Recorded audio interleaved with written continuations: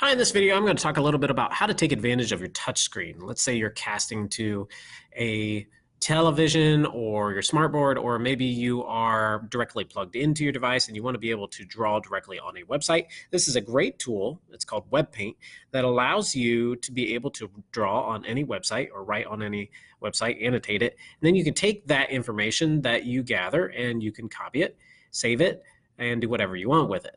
It allows you to be able to maybe take notes in front of the class, save it in maybe a Google Doc or a Google Slides presentation, and then share it off with your students. And I'll kind of go through that workflow a little bit.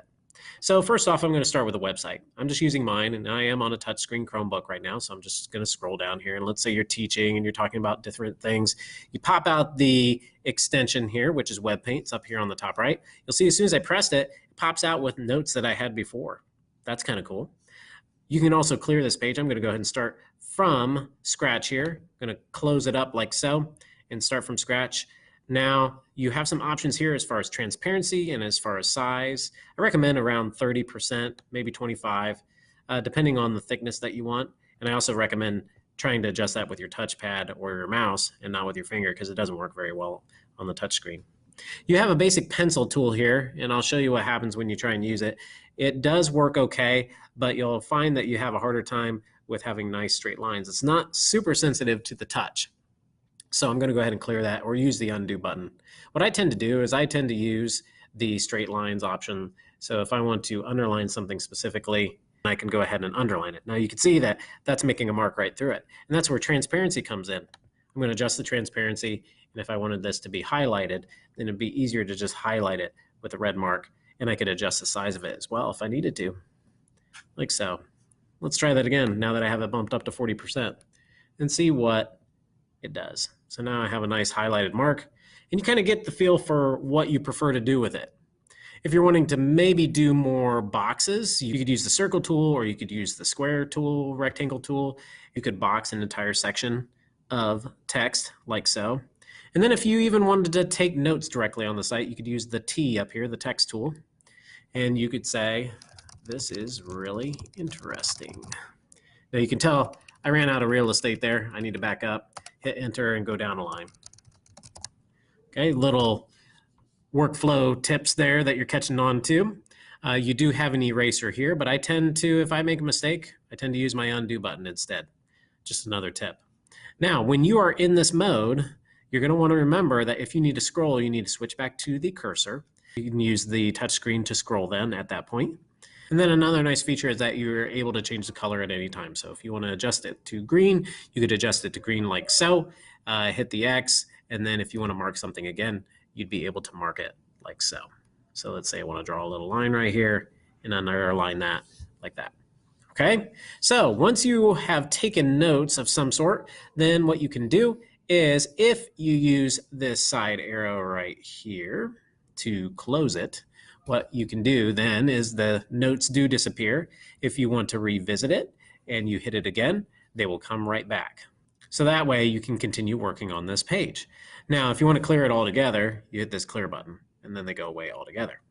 Let's say I'm done with my notes on this website and I want to keep them and I want to share them with students. So I'm going to hit the screenshot button here. It's going to pop up with a separate tab. Notice it looks almost exactly the same. Don't let that confuse you. The site I was on was over here and it opens up with a separate tab, and you'll see that you have a crop option, a copy, a print, or a download option. I'm going to go ahead and start with cropping it. And when you crop it, that allows you to just select parts of it. Now keep in mind that when you take a picture of the screen, it only takes a picture of what is directly on the screen. So it's not going to take a picture of the entire web page. I'm going to go ahead and crop that. And I need to hit crop over here. You can't see the button very well, but it did crop it. And I need to hit finish. And then I'm able to download this. I'm going to go ahead and download it. And then I'm going to hit copy to clipboard. And what I did was I created a slide presentation. And I'm going to go ahead and get rid of these text boxes. I don't need them. I'm just going to paste this directly into this slides presentation like so. Pops up. And I'm able to keep it right here. Okay. Now let's say that you have a Google Doc. You can do the same thing with a Google Doc. You can annotate it using Webpaint. I'll pop that out like so. And let's say I want to add some additional comments or text, or I want to mark something specific that I liked. and add additional comments about it. Within a Google Doc, you have to keep in mind, though, that it does not scroll. It does not keep your notes directly in the spot like it does on a website. So you want to make sure that you keep it not moved and you keep it right in that spot. Once you're done, you can take your screenshot, you can crop what you want, or you can just download it, copy it, and put it in the notes for your students. So I'll hit the plus, have a new note, and I'll just paste it in. Now, if you wanted to share this with students, what I did was I put it in Google Classroom and I attached it as an assignment. And the reason I attach it as an assignment is because you have the option of giving view access to this document. Now, what you can also do is if you want students to be a little more interactive with it, is you can go up to the share options in the document and you can adjust the share options from view access to being able to actually comment on it. Maybe I don't want them to edit it, but I want them to be able to leave comments on it. So if they have additional questions or want to pose other ideas, they could do that. So if I leave comment access, that allows the students to visit it later, go into it, and add any additional comments that they want to add to it. Now they have access to your notes. They can access it at any time and see what they accomplished throughout that day.